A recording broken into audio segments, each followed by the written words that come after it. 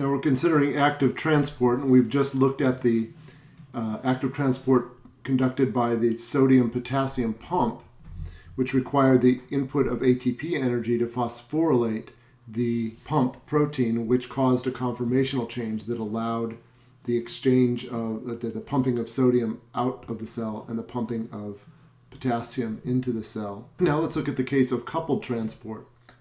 In coupled transport, ATP energy is used, but only indirectly, and we'll see why that is. In coupled transport, you are using the concentration gradient produced by an active transport pump to allow an ion to flow down a concentration gradient, and in so doing, that energy is used to move a substance against its concentration gradient. Let's be explicit about that in a moment.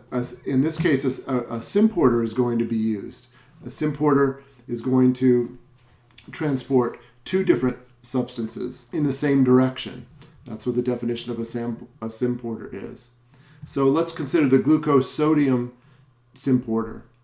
And that symporter uses the energy of sodium diffusing down its concentration gradient to move glucose against its concentration gradient. So sodium is moving down its concentration gradient, glucose is going against a concentration gradient.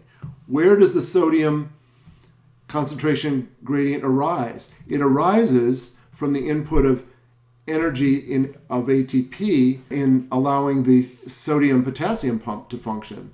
So here we have the sodium-potassium pump.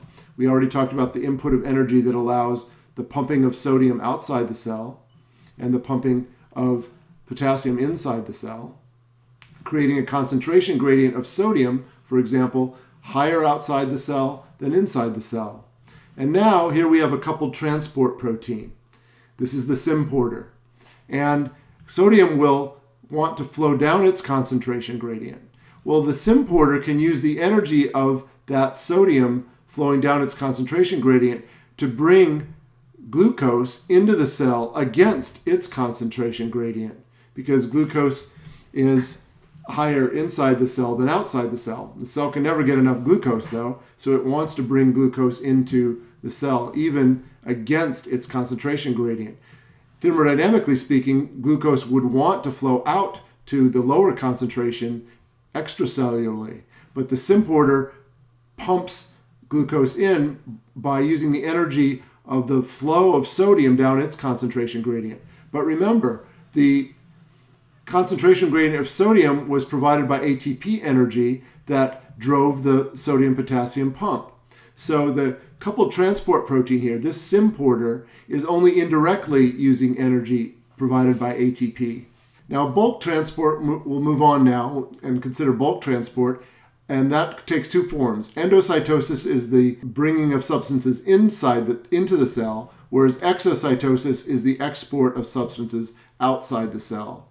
And two types of endocytosis are phagocytosis, where particulate matter is brought into the cell, compared to pinocytosis, where only extracellular fluid is brought into the cell. The third kind of endocytosis is receptor-mediated endocytosis, whereby an integral membrane protein receptor that binds to particular ligands or particular substances that brings that substance into the cell.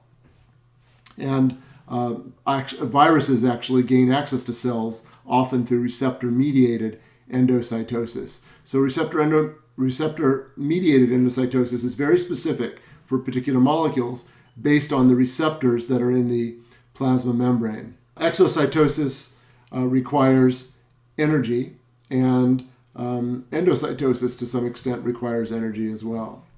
So for example, here is endocytosis, phagocytosis, where a bacterium can be brought inside the cell by pinching off of the plasma membrane. Here's an electron micrograph of that.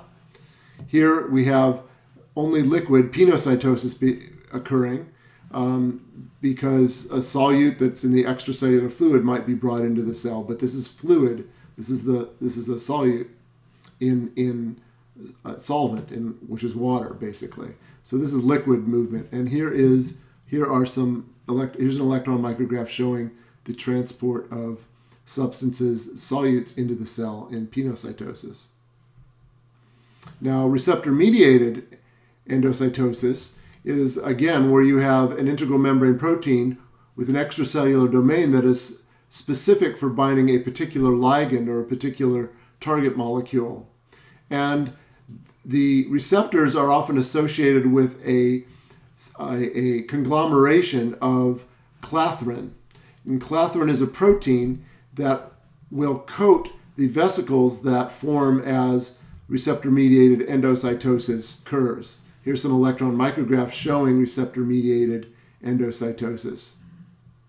So there are diseases associated with this process. In the case of hypercholesteremia, the low-density lipoprotein receptor lack tails, and so they never are fastened to the clathrin, which forms this coated vesicle. These vesicles are coated with clathrin. These are called coated pits.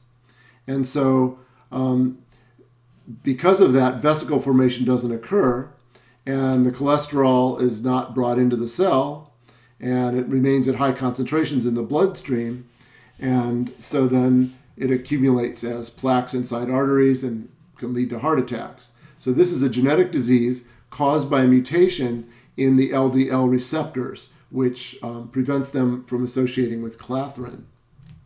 Now in exocytosis, the opposite is occurring. A secretory vesicle is brought to the cell surface. The membrane of the secretory vesicle and the plasma membrane fuse, dumping the contents out. And here's a nice electron micrograph showing that. Of course, it's false colored. And that is used in plants to export cell wall material. So material can be brought through to the plasma membrane and then find its way to the cell wall, which lies outside the plasma membrane. And this is a secretory process in animals whereby hormones are secreted, neurotransmitters are released this way, digestive enzymes are released this way. So for your pancreatic cells, for example, secrete insulin in this manner. And if you recall the whole secretory pathway involving rough endoplasmic reticulum, Golgi, and then these secretory vesicles, this will be placed in kind of a context for you. And this concludes our kind of nomenclature section of the class. And now we can move on to energy flow and talk about metabolic pathways and the capture of energy in photosynthesis. So these are very interesting processes. Not that there won't be some nomenclature still and some vocabulary to learn. Studying biology is like learning a second language in terms of the number of vocabulary words, but we will now move into more mechanistic and process-oriented biochemistry. So that's the end of this, and we'll move on to that next week.